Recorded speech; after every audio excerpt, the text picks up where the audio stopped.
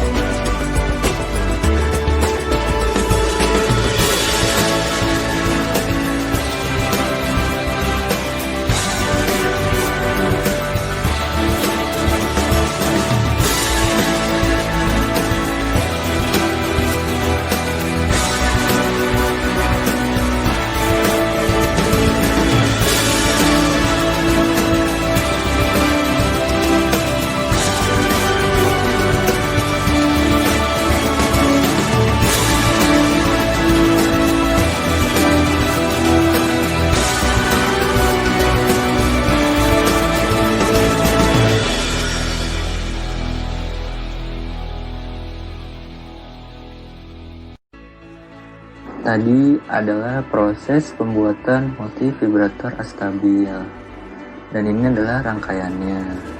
Bisa kita lihat komponen-komponen apa saja yang ada pada multivibrator astabil pada bagian kiri layar. Itu tertera komponen-komponen yang kita taruh pada rangkaian tersebut. Multivibrator adalah suatu rangkaian yang keluarannya tegangan berbentuk blok atau pulsar.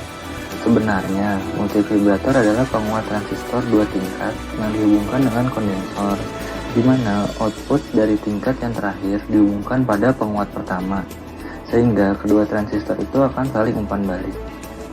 Multivibrator astabil merupakan salah satu jenis multivibrator yang berguncang bebas atau firani, dan bisa disebut juga dengan tersulut atau triggering. Jenis multivibrator yang kami gunakan yaitu multivibrator astabil. Multivibrator ini tidak memiliki keadaan stabil yang tetap, maka nilainya akan terus-menerus berubah dari satu kondisi ke kondisi lain, atau bisa disebut dengan firunning tersebut. Multivibrator yang kami buat terdiri dari 4 buah resistor, 2 buah kapasitor, 2 buah transistor, power supply, dan kaki ground. Pada rangkaian yang kami buat, R2 dan C1 dan R3, C2 itu sebagai konstanta waktu saat kapasitor mengalami pengosongan atau pemakaian. Jadi keempat komponen ini yang berpengaruh pada frekuensi keluaran yang dihasilkan.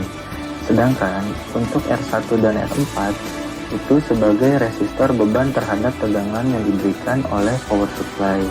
Cara kerjanya bisa diasumsikan seperti ini: jika Q1 on, maka Q2 akan off.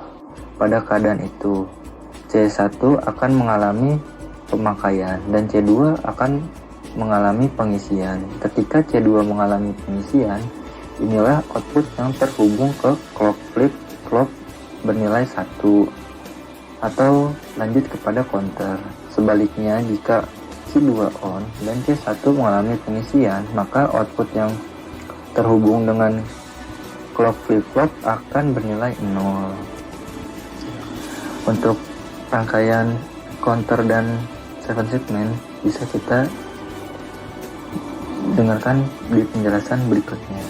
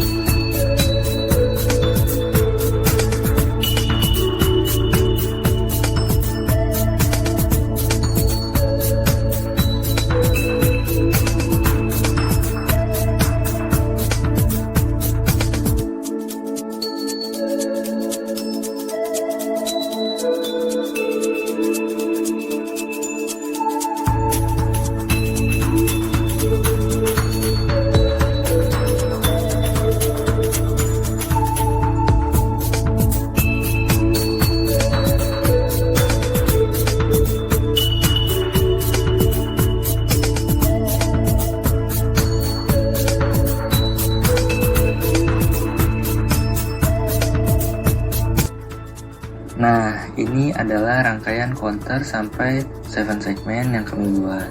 Yang digunakan adalah counter JK flip-flop dan disambungkan ke 7 segmen dengan bantuan decoder. Rangkaian counter dibagi menjadi dua pada percobaan yang kami lakukan, yaitu bagian atas itu sebagai satuan untuk menghitung 0 sampai 9 dan rangkaian yang bawah itu sebagai puluhan untuk menghitung 0 sampai 4. Mengapa demikian? Karena yang kami buat adalah counter up modulus 50. Itu berarti kita harus menghitung dari 0 sampai 49 dan balik lagi ke 0 untuk melanjutkan perhitungan. Nah, untuk rangkaian JK flip-flop, kaki JK disambungkan ke sumber tegangan atau bernilai 1 agar flip-flop bersifat toggle. Toggle adalah kondisi di mana nilai akan berubah berkebalikan dari sebelumnya, dari 1 ke 0 atau dari 0 ke 1 dan seterusnya.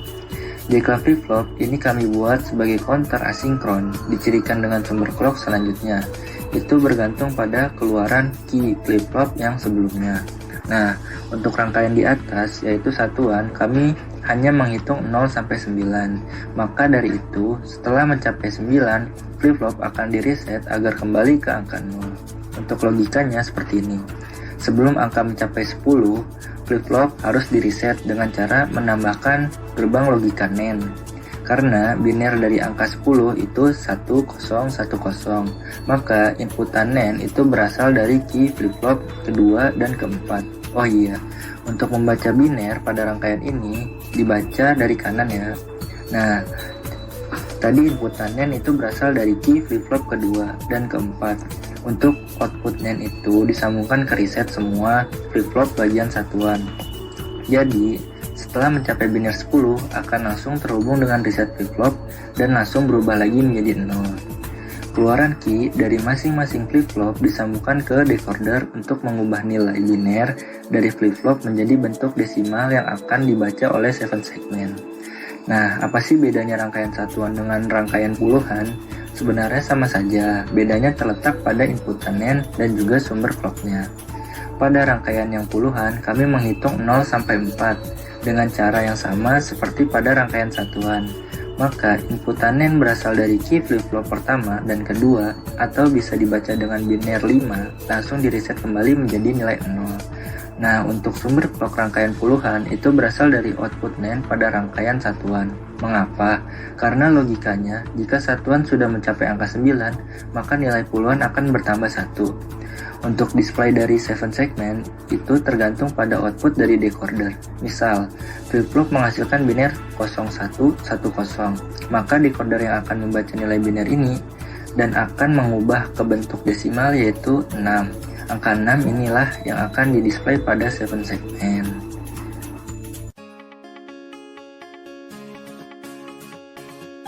Jadi, kesimpulan dari percobaan untuk tubes elektronika digital ini, kami menggunakan rangkaian multivibrator astabil ini sebagai sumber clock dari sistem counternya. Frekuensi yang dihasilkan oleh multivibrator inilah yang akan berpengaruh pada sinyal naik turun dari clock counternya.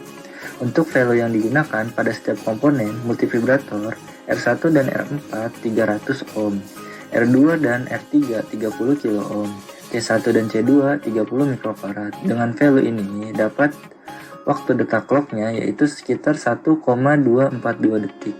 Untuk sistem counter, kami menggunakan 7 buah JK flip-flop, yang mana 3 buah flip-flop akan berperan sebagai counter puluhan, dan 4 buah flip-flop lainnya sebagai counter satuan.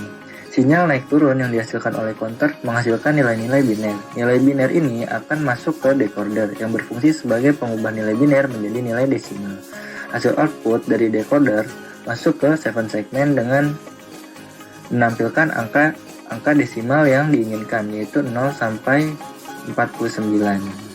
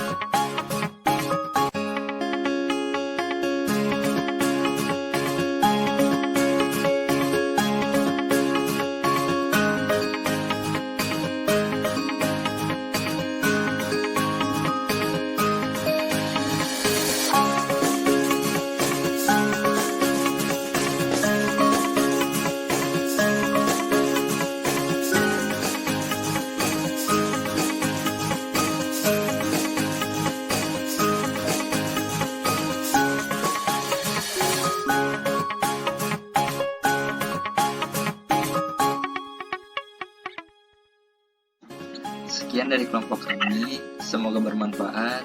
Assalamualaikum. Dadah. Dadah.